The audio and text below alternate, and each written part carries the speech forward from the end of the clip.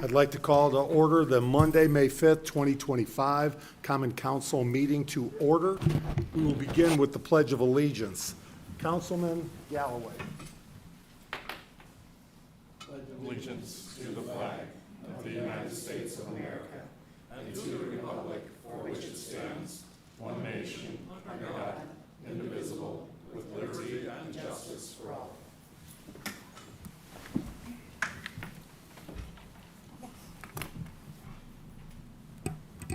Roll call. Clerk Treasurer Parthun. Councilman Galloway. Here. Councilman Frankie. Present. Councilwoman Huffman. Here. Councilwoman Ficus. Present. Councilwoman Konechny. Present. Councilman Buchanan. Present. Councilwoman West. Here. All present. Approval of minutes. Do I have a motion? I'll make a motion to accept the minutes as presented. Second. Motion and a second. Discussion. All in favor? Aye. Opposed? Motion passes. Petitions and comments of citizens. I do have two before us. I do not believe we have any online. If we could begin and state your name and address for the record. Julie Vaughn, Common Cause, Indiana. Welcome up to Northern Indiana. We do have a 3-minute limit, and please no personal attacks. Sure. Thank you, Mayor. Members of the City Council, I'm Julia Vaughn, the Executive Director of Common Cause Indiana. We're a statewide organization that works to uphold the core values of American democracy.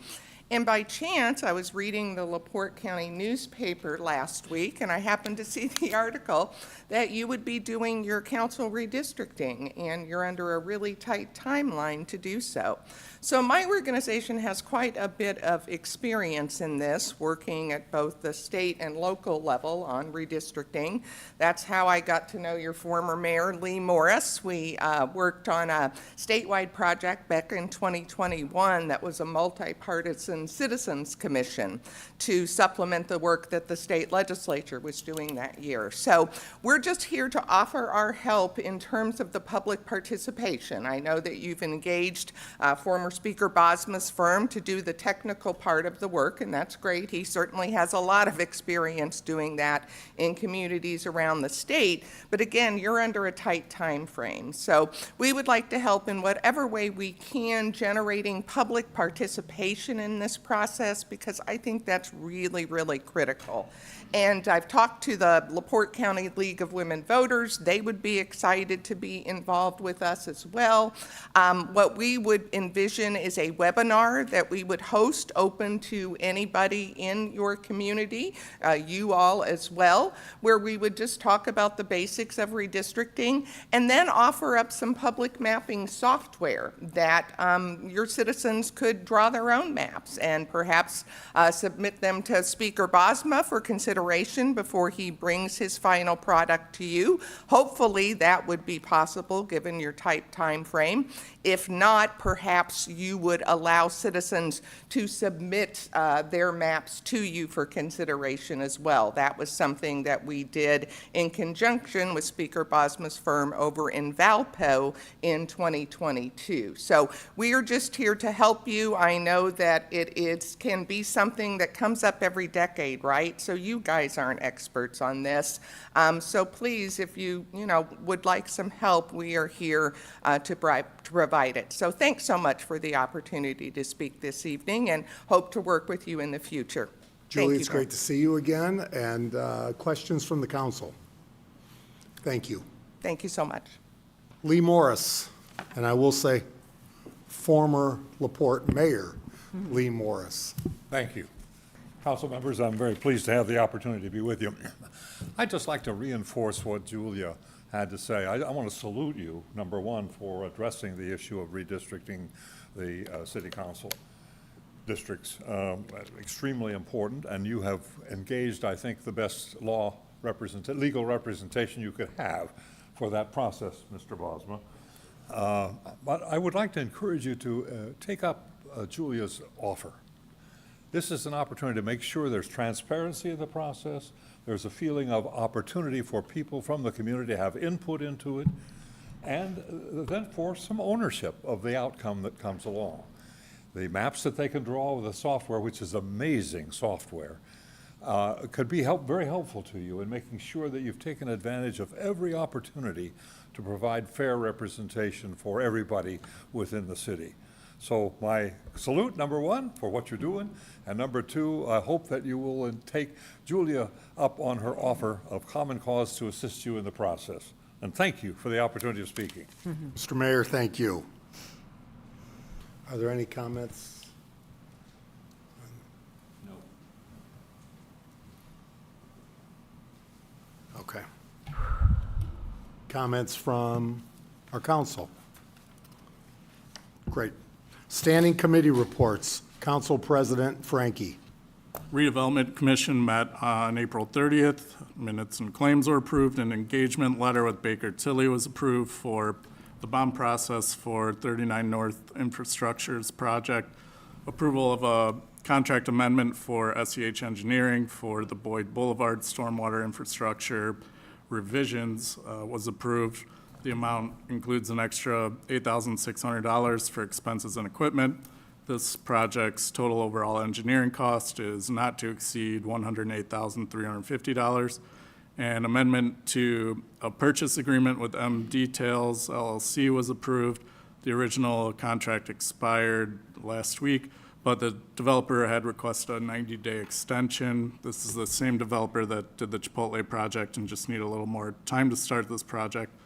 A 25-acre parcel of land on Boyd Boulevard was approved to be listed with Lori Tubbs, so she can find an industrial developer or client for it. She will receive a 6 commission fee and is starting with a $500 marketing fee to get it started. And for anyone who may have seen an announcement of a special meeting for the RDC scheduled tomorrow at 11 a.m., please note that meeting has been canceled.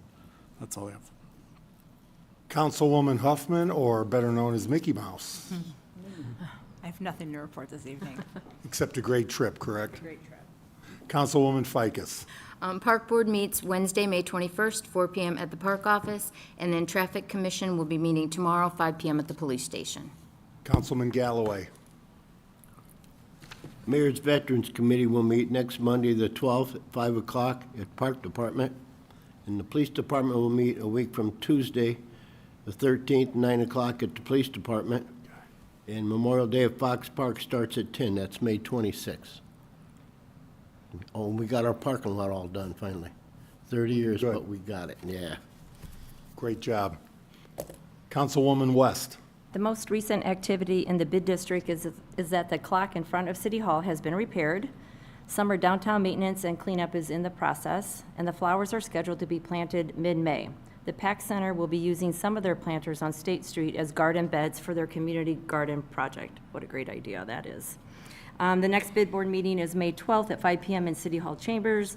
The next fire merit meeting will be this Wednesday, May 7th at 6:30 at Fire Station Number 1 on 18th Street. And the next UEA meeting will be Wednesday, May 21st at 4 in City Hall Chambers. And Mayor Dermody, would you mind if I share something else Please. beyond my committee responsibilities? I'm not sure, but go ahead anyway. Should have talked to you before, right? Well, I just want to report that the language for the AEDs and the cardiac emergency response plan passed last week. And we'll go to the governor's desk for signature, and then we'll go into effect July 1st. So what this means that all schools in the state of Indiana will be better prepared to respond to a sudden cardiac arrest on school grounds, whether it be a student, a visitor, a teacher, whoever is on school grounds, they'll be prepared to step in and save their life. So, and that House bill was 1515. When we started the whole process, it went off the rails real quick.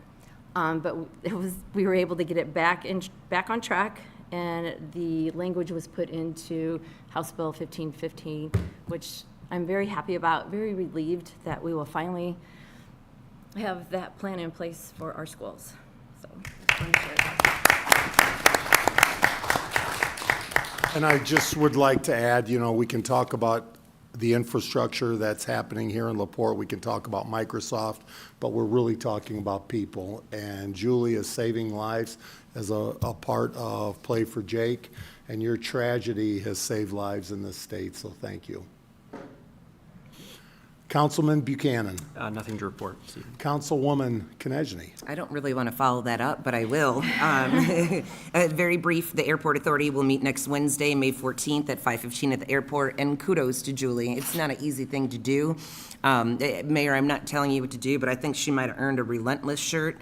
This has been years in the making, and she hasn't stopped. Blood, sweat, and tears has gone into this, and especially having two, I keep saying young children, but they're growing, two children that will benefit from this, and then even old mom over here when she's spectating. Certainly appreciate all your efforts and your ability and your tenacious nature. So thank you and congratulations. Thank you. Yep. I would agree. Northwest Health is a great partner of ours in the community. They've stepped up, they partner us on many different events, but a quality hospital that we need here in the city of LaPorte as we grow for our residents. And tonight, we're honored with the presence of the new CEO of Northwest Health, Mark Casanova, and I asked Mark to come forward and say a few words. We're excited to have him here tonight.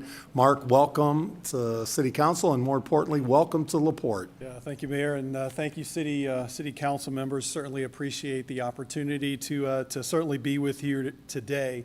My family's excited, Mayor, as we've talked a couple of times already about being here in this wonderful community, and what a gem it really, really is.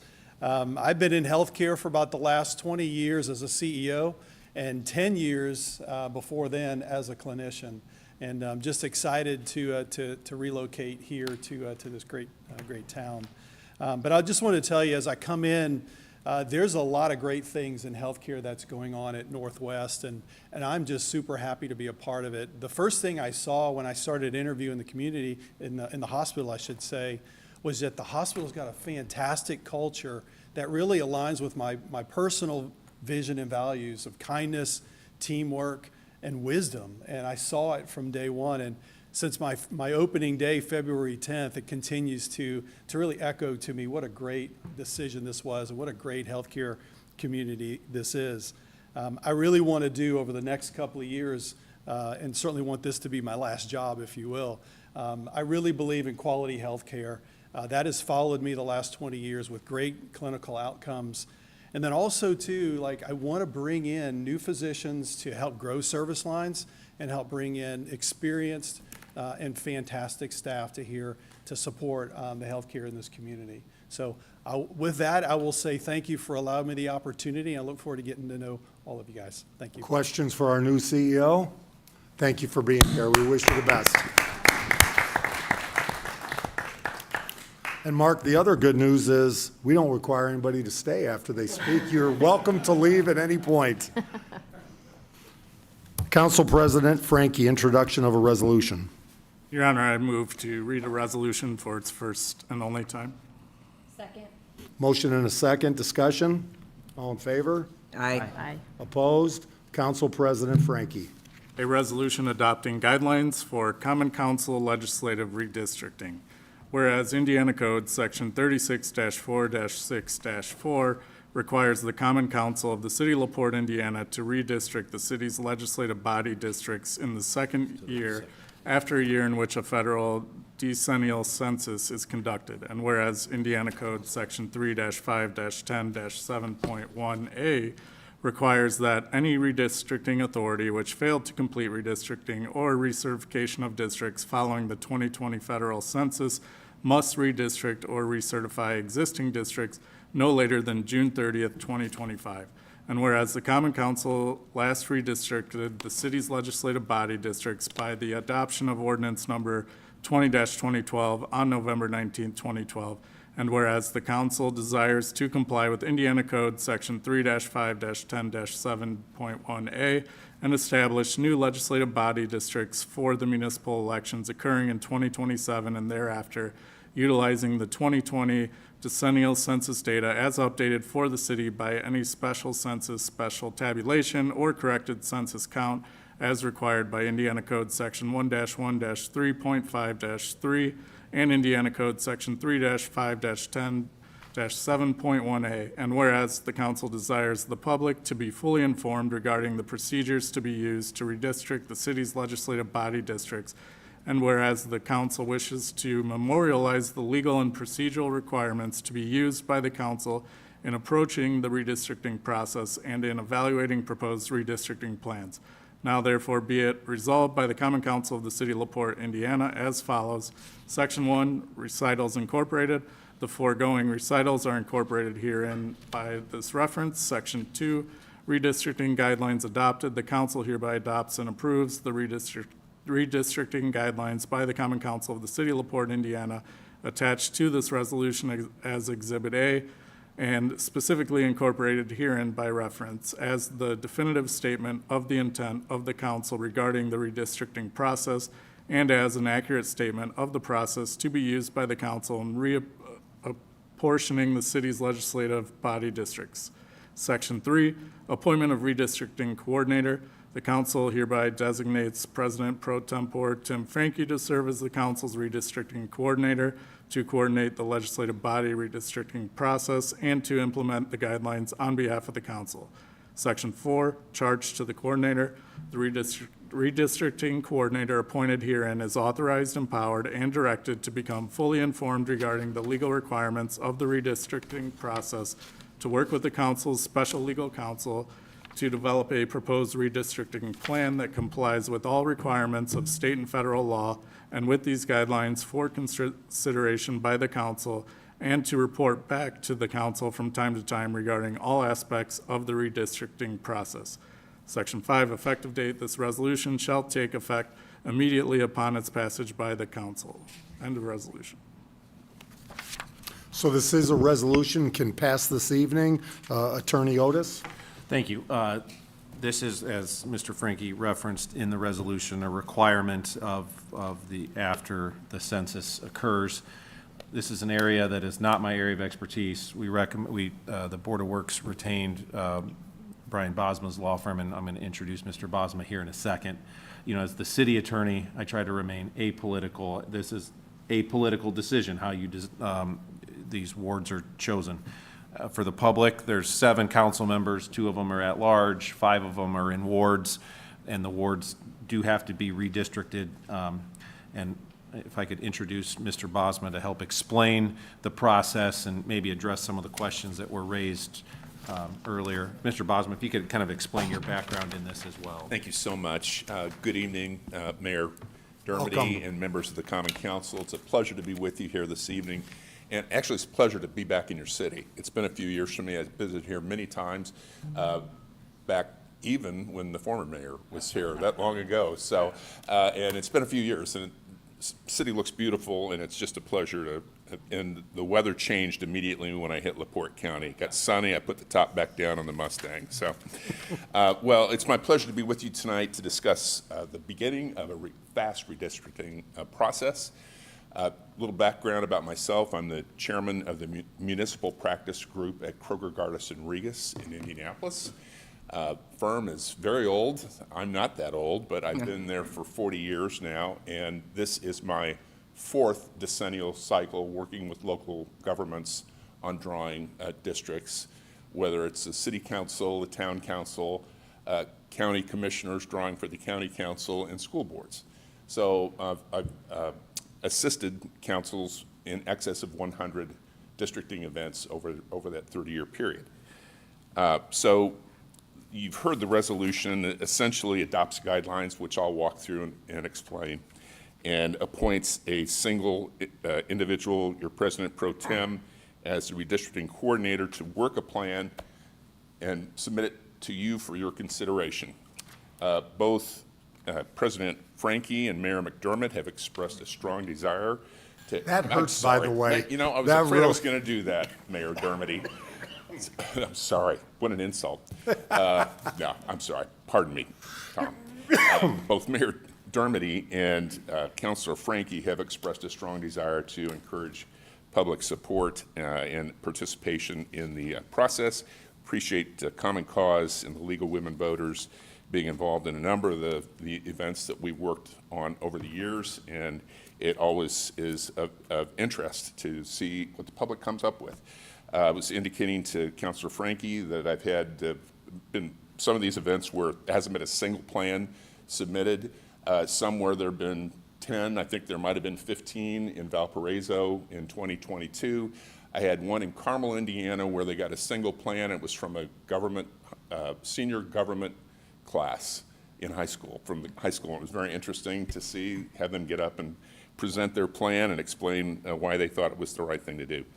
As was indicated in reading the resolution, councils, city and town councils are required in the second year after the decennial to redistrict or reconfirm their, recertify their districts as being in compliance with law. You are not alone in having not done this in 2022. There were a number of school boards, a number of town councils, and a number of city councils that did not go through the process for whatever reason.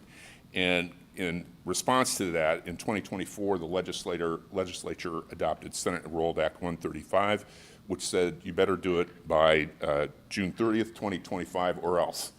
So here we are. I'm going to walk through the criteria. They're very, very clearly set forth in the guidelines.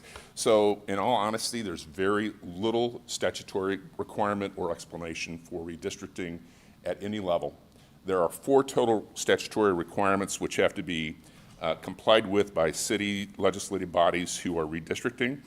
The districts have to be composed of contiguous territory, except for any territory that might not be contiguous to the city. If you have an economic development area, for instance, or some other annexation at a distance, that doesn't have to be contiguous. Otherwise, they have to be contiguous.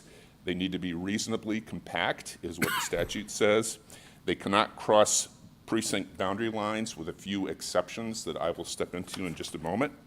And they have to contain, as nearly as is possible, equal population.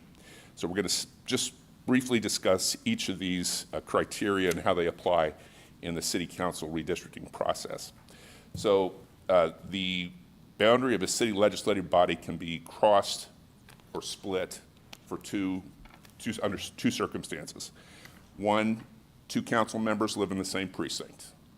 You can then divide a precinct.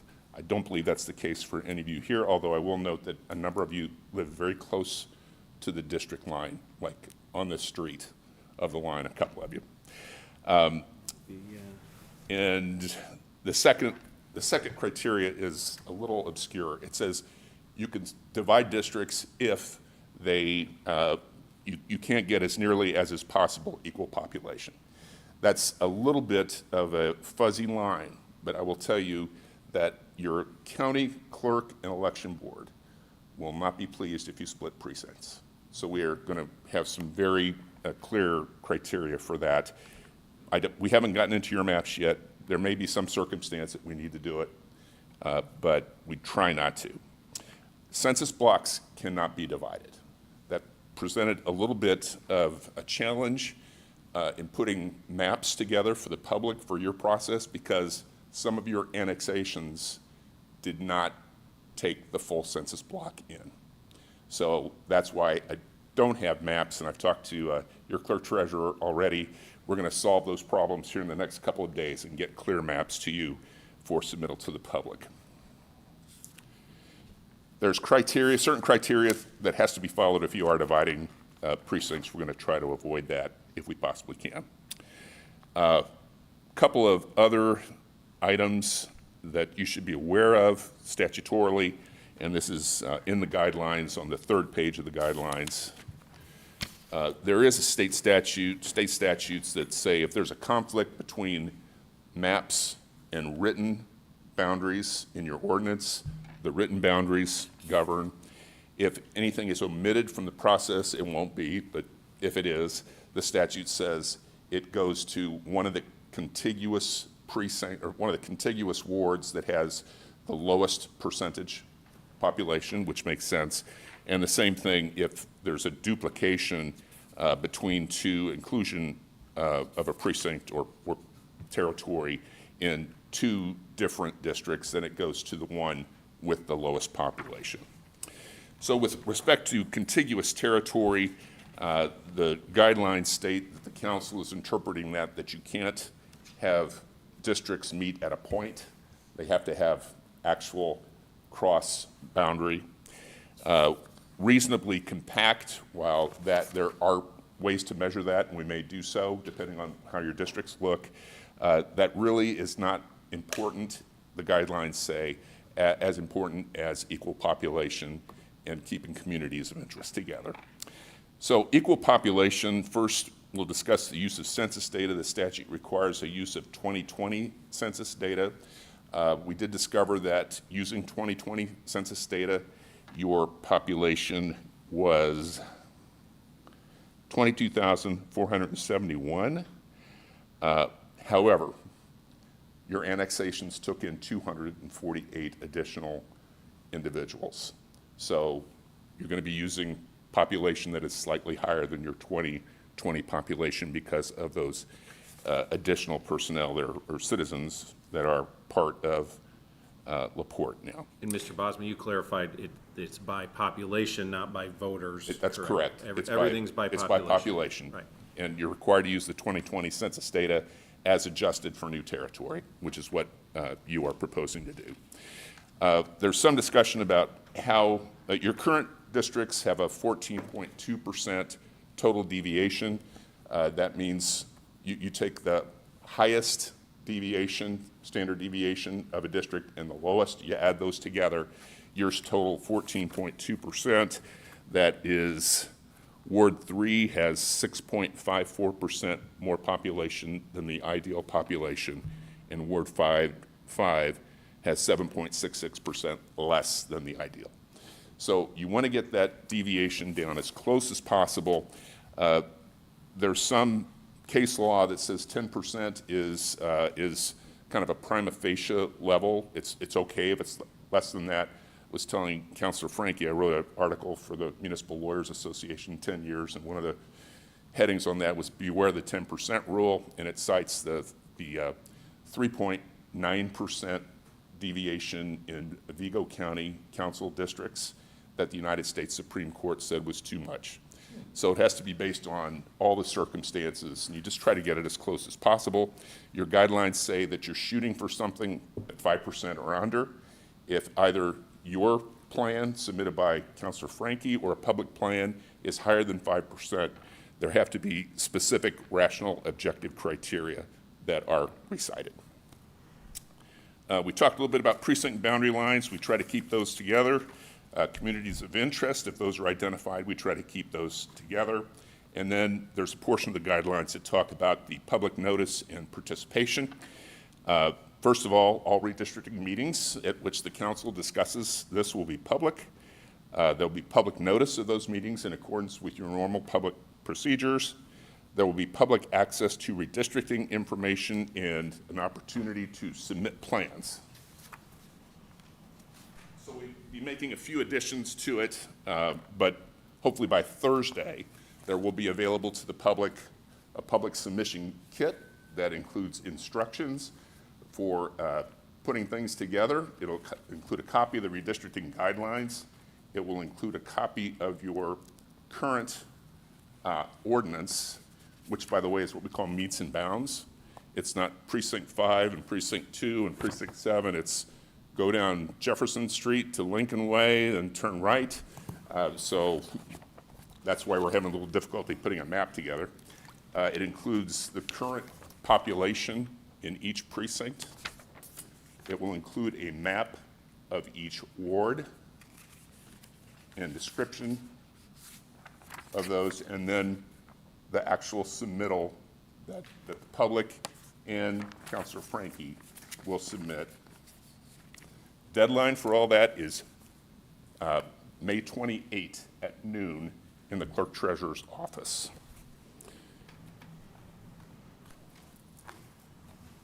So we will be also in the guidelines is the timeline. May 28 is the deadline at noon for the public submittals and the council's package. There'll be a public hearing on June 2, at which the council will consider Councilor Frankie's proposal and any other public proposals. we will give the public an opportunity to explain their proposal as well if they desire to. Then, as this is an ordinance, unless second reading is waived, there'll be a final adoption on June 16. Okay, also in the guidelines is the notice to the public, which will be published in your local paper twice on, I believe the 8th and the 15th, that gives the deadlines and then instructions for submitting district plans. With that, very happy to answer your questions about the process. Questions for Mr. Bosma? Real quick, as soon as we have those final couple maps that Mr. Bosma is working on, we'll also have this up on the city website later this week, too. So the public will have great opportunity to share their thoughts, concerns, and ideas, so. Yeah, I would encourage, if they definitely will, if they pick up the package in the clerk treasurer's office, they'll leave their email. If somebody downloads one off the website, I'd encourage them to let the clerk's office know. There are occasions where we get deep into the maps and we find there's some problem with a precinct, either a population isn't showing correctly or a line isn't accurately depicted in the maps that we have. So we'd like to be able to have people's contact information so that if there is some change, it doesn't happen frequently, but sometimes it does, we can let people know that there was a change in a number. Questions for Mr. Bosma? Is it common for redistricting to just recertify, or is it typical that, like I hear some of our population has changed, so some things will have to change by population, but it's not very common, and when it is done, it's somewhat risky because you're really recertifying that you meet all statutory requirements, including as equal population as possible. And if you haven't defined that you're not breaking precincts, you can really get it down. You can break a bunch of precincts and bring it down to almost zero. So it isn't advisable. It has happened. Yeah, School boards are especially fond of that one. I see. So it's more common for every 10 years districts Yes. to change. This is new to me, so I'm. Yeah. Other It's comments? just because the population within the wards has changed. Is that Correct. Other comments? Hearing none, do I have a motion to approve the resolution? Second. Motion and a second. Discussion? All in favor? Aye. Opposed? Resolution passes. Thank you, Mr. Bosma. Thank you, Mr. And- Mayor. Thank you, councilors. Look forward to working with you. And as I've told Mr. Bosma, it's light out. Give him a chance to head back to That Indianapolis is greatly safely. appreciated. I don't know who was in charge of this time zone difference, but Thank you very much.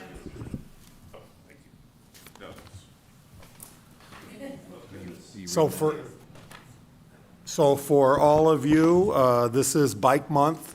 It's a great day, and we do have a proclamation that Council President Frankie had read outside with the bikers, and with Mr. Frankie's approval, Ms. Parthun will go ahead and read, or would you like to read that again? Please do. Thank you. Whereas throughout the month of May, the city of LaPorte, Indiana will celebrate biking and the freedom, the joy, and the well-being it imbues within us, as well as the power that more people riding bikes has in making life better for everyone.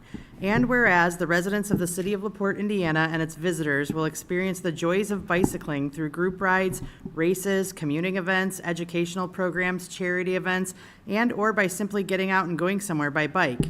And whereas bicycling has been shown to improve citizens' health, well-being, and quality of life, growing the economy of the city of LaPorte, Indiana, attracting tourism dollars and local business spending, and reducing pollution, congestion, and parking costs on our streets and roads.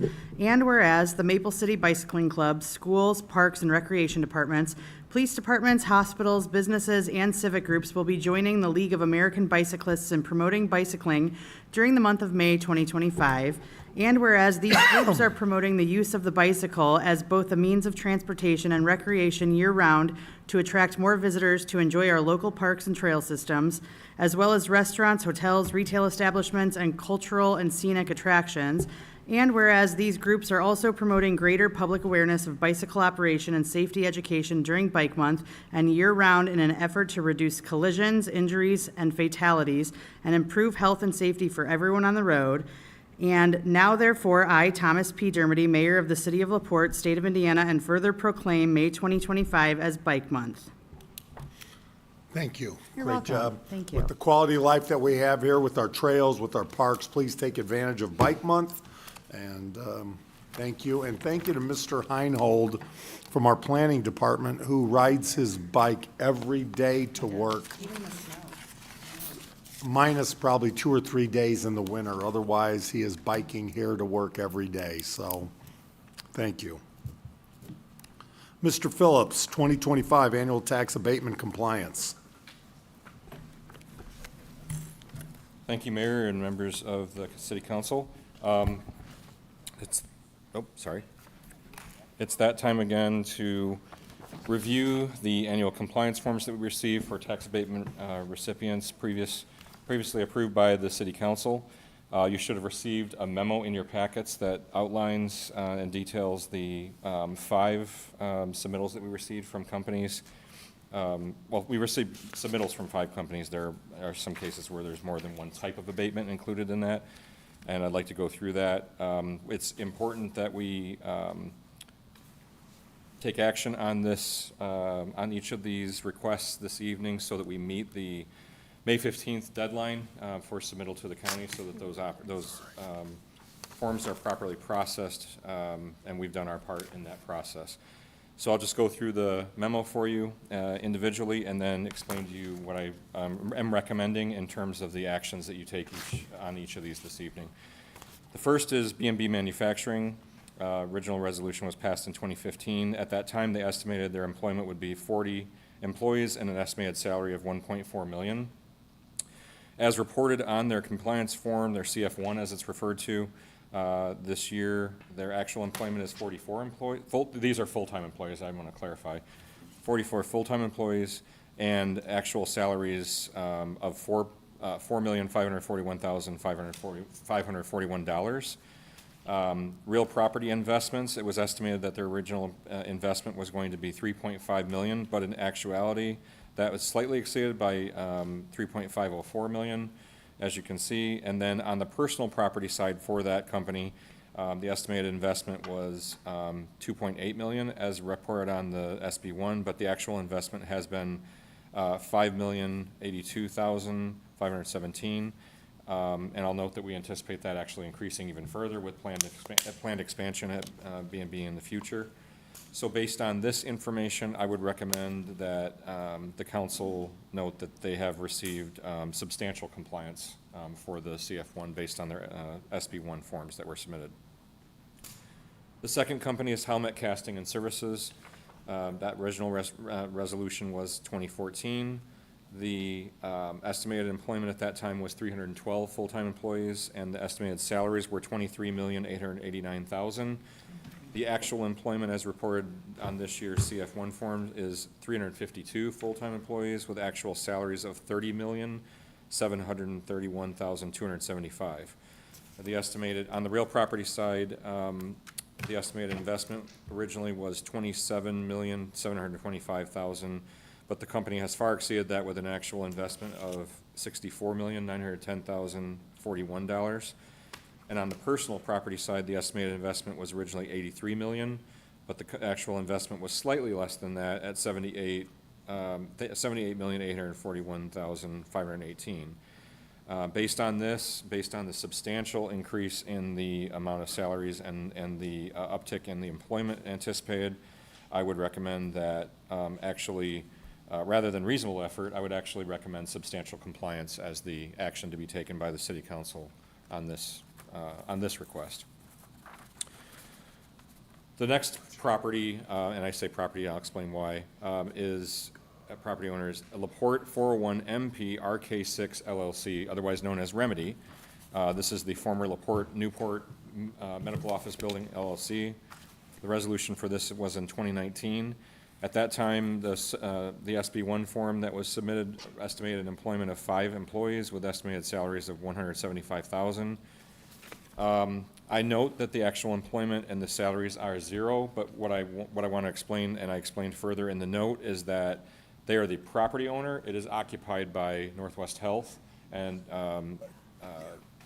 Mr. Cook has reached out to Northwest Health and gotten us numbers that indicate that the site actually employs 13 full-time employees with estimated salaries, or actual salaries, of $1.625 million. The estimated investment was originally on the real property side of on the real property for this property. The estimated investment was $2.7 million, but the actual investment was $2.16 million. And you'll see the note there that I just referenced. So based on this and the fact that it's not the property owner's employees, but they're employees of the actual tenant of Northwest Health, I would say that they have made a reasonable effort to comply with the SB1. So that would be my recommendation to the City Council this evening. Patrick Industries is the next company. This is one of the more recent resolutions that was passed by the council. At that time, the estimated employment was 35, with estimated salaries of $26 per hour, as reported on the SB1 form. The actual employment reported this year on the CF1 form was 15 full-time employees and actual salaries of $648,251. If you do the math on the $26 per hour based on those employees, the actual estimated salaries would have been $811,200 on the original numbers. So then the actual salaries compare to that as $648,251. And it's a personal property abatement that they received. Their investment originally was estimated at $17.7 million. The actual investment was slightly more than that at $17,863,768. Based on this, I would submit that they've made a reasonable effort to comply with the SB1 as submitted. And then the final company is Pine Lake Development LLC. This was a resolution passed in 2019. The estimated employment at that time was, I'm sorry, that's a typo. That was done in 2023, I believe, or sorry, 2022, I believe. The estimated employment at that time was 65 employees, estimated salaries of $1.872 million.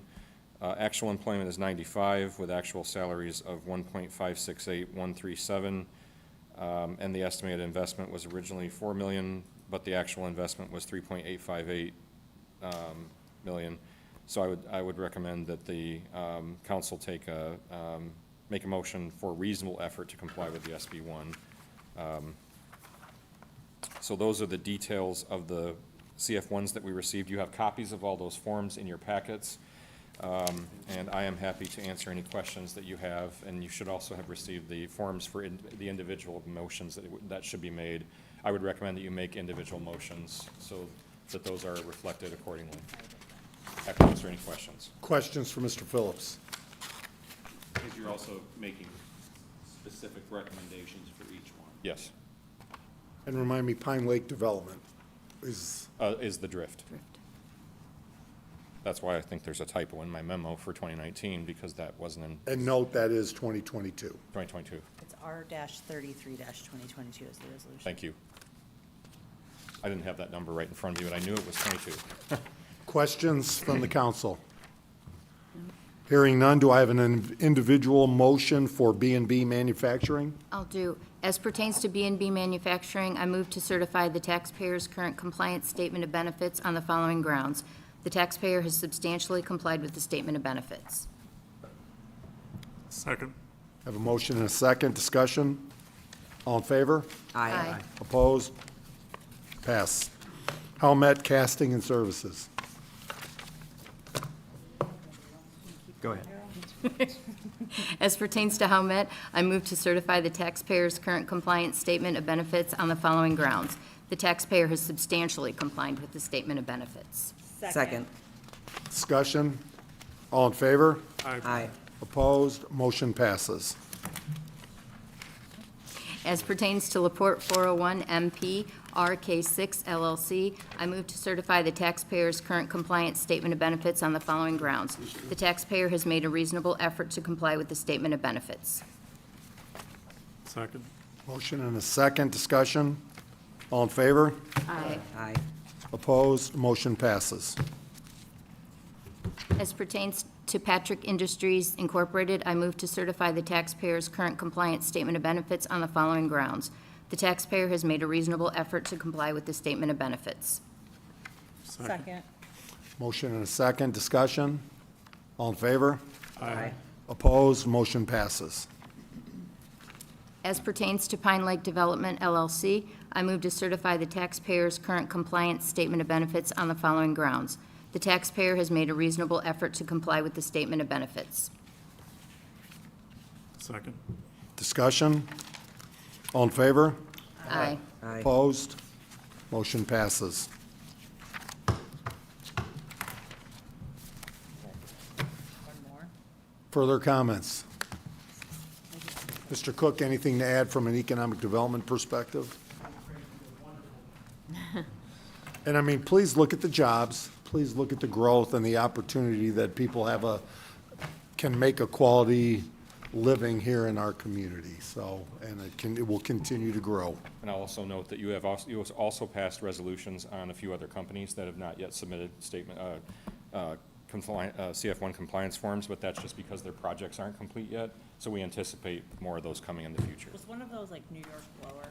New York Blower, Tubecraft, IST, there's several.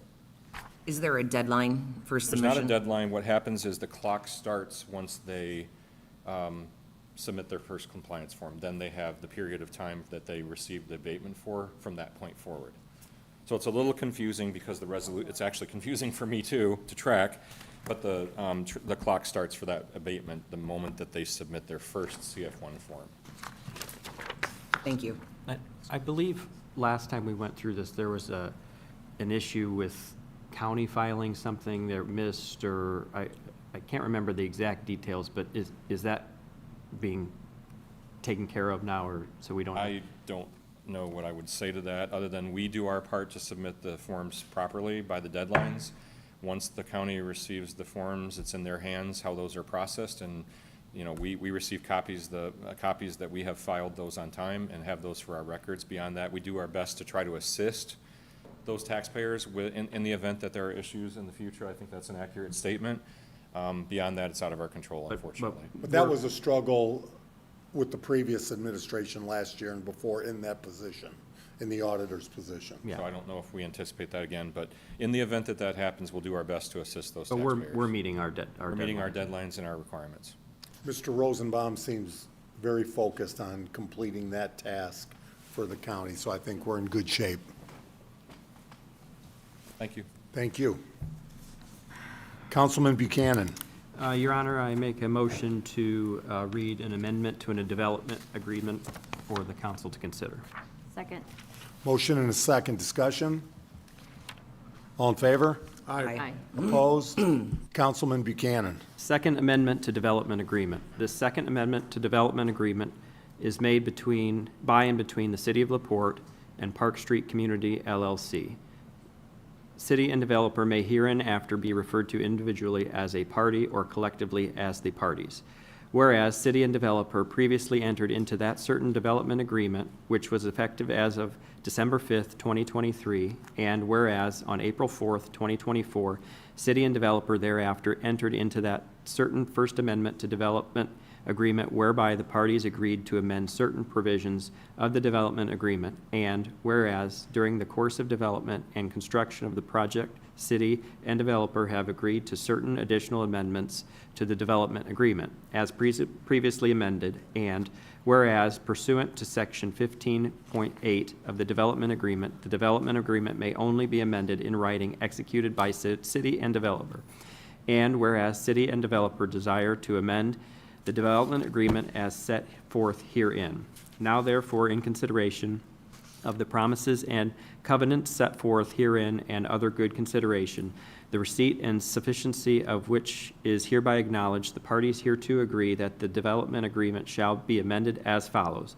1. Section 3.0, as amended, is further amended to require developer to pay $65,000 to the city for city's work in paving Severs Road as described in newly added Section 8.6 below. 2. Section 3.0, as amended, is further amended to require developer to have a survey of parcel ID number 4606-251-26057-000043 completed prior to the city's work pursuant to 8.1.5 below. 3. Section 8.0 shall be amended to now read as follows. 8.1 Water Infrastructure. The city will, at its own expense, install the following. 8.1.1 16-inch water main line from the Thomas Rose Industrial Park to Park Street. 8.1.2 8-inch water main south on Park Street to connect at Kumler Drive. 8.1.3 8-inch water main along Triangle Avenue, the construction and installation of which shall be coordinated with the developer and developer's engineer team. 8.1.4 hydrants and isolation valves to AWWA specifications. 8.1.5 8-inch ductile iron water main inside apartment complex development on parcel ID number 4606-251-26057-000043 as shown generally on the attached Exhibit E. 8.1.6 all necessary fittings and apparatuses for proper water main installation. 8.1.7 service stubs for the apartments.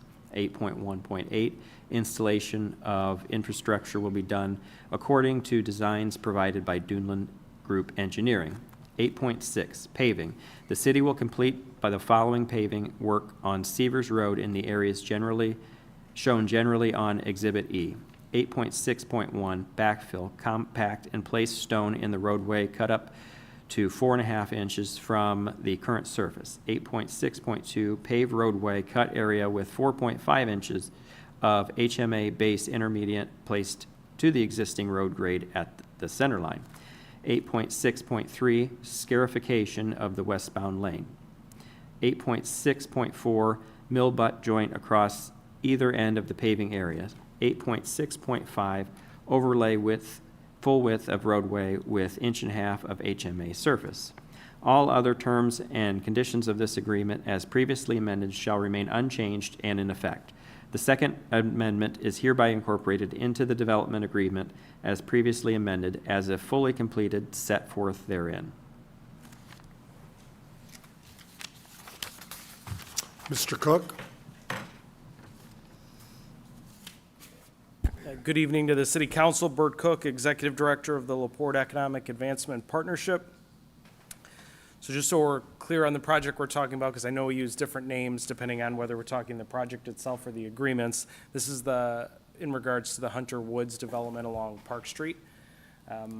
Many of you, I think everyone was on the council at that time when we originally approved the development agreement, which was in 2023. We came back once and made an amendment to that as we adjusted the product mix, the mix of units that were going to be built within that development.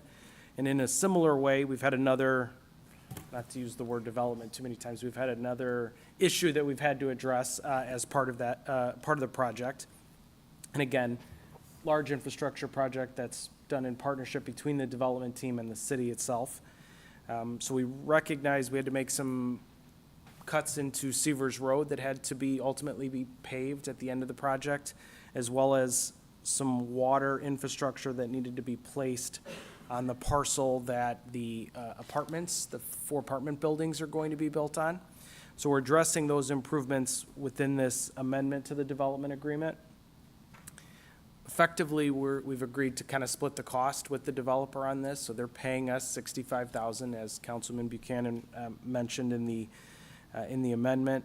And then we're doing our water team is doing the work to put the new water main within the multifamily parcel in place. We can do that a little more efficiently than they would be able to. Plus, we we're confident in the work that we do within our water department. So we're kind of trading off on those two, as well as the paving that occurs along Severs Road once everything is completed. This amendment was drafted by Attorney Hagenow, who represents the Redevelopment Commission. As you probably saw if you reviewed the document, the developer's already signed off on it, and so just awaiting your signature. I would maybe go out on a limb, hopefully I don't regret saying this at some point in the future, but we're close on that project to the end, so I don't expect to see any other changes. So this should wrap that up, but I guess never close the door on anything, or I may regret that later on. But project's been going really well. I'm sure we've all seen some of the units that are on site at the current moment, and would really like to thank our water and wastewater teams, because they've done a terrific job out there. I know the developers appreciative of all the work that they've done, and we have a high degree of confidence that you can't build that infrastructure any better than we have. So happy to answer questions if you have them. I appreciate the developer working with us and willing to pay our city to do the work, to make sure it's up to our standards and working through these issues. So. Yeah, I don't want to speak for the mayor, but we've had the pleasure of working with John Kovchek for a while on a couple different projects now. He's been a great partner. We've worked hand in hand with, any of these issues that have come up, and have been able to find, I think, very fair compromise that benefits both sides. We call everybody a good partner, but when you look at that definition, John has really been a great partner. We've got good builders, we've got local builders, and he fits that mold with the rest. I mean, not just because Carol's here, but the Mitch Ficuses and types and all the other builders, we've been fortunate. So with that, do I have a motion to approve? Second. I have a motion and a second. Further discussion? All in favor? Aye. Opposed? Motion passes. And I would like to thank the residents who have struggled with Park Street while we've made this development work, and their patience and kindness as we've progressed to clean up that road. Yeah, the paving work is going on, will hopefully be going on later this week. We want to get that open as quickly as possible, and I think the water infrastructure's mid-July is when it's scheduled for. We also, I should mention that we've presented this throughout the course of this entire project. We've presented it to you on the council, but also to the Board of Public Works as a matter of good practice to keep everybody up to date and involved in the process. So we'll do that tomorrow as well. Thank you. Thank you. Councilman Galloway. Your Honor, I'd like to introduce the resolution and read it for the only time. Second. Motion and a second. Discussion? All in favor? Aye. Opposed? Councilman Galloway. A resolution to transfer funds within the 2025 budgets. Whereas there are additional monies needed in certain line items in the 2025 budgets in order to pay for essential services and obligations. Now therefore be it, and it is hereby resolved by the Common Council of the City of LaPorte, Indiana, that the following transfers be made within the following budgets for the year 2025. MVH Fund 2202-524 from 290 repairs, maintenance supplies to 361 repairs, maintenance supplies, $4,600. This is a resolution, can pass this evening. Do I have a motion to approve? So, Second. Second. Discussion? Clerk Treasurer, just normal business. Mike Fraze just requested, the $4,600 transfer. Further comments? All in favor? Aye. Opposed? Motion passes. Other business? Do I have a motion? Motion to adjourn. Second. All in favor? Aye. Opposed? We are adjourned.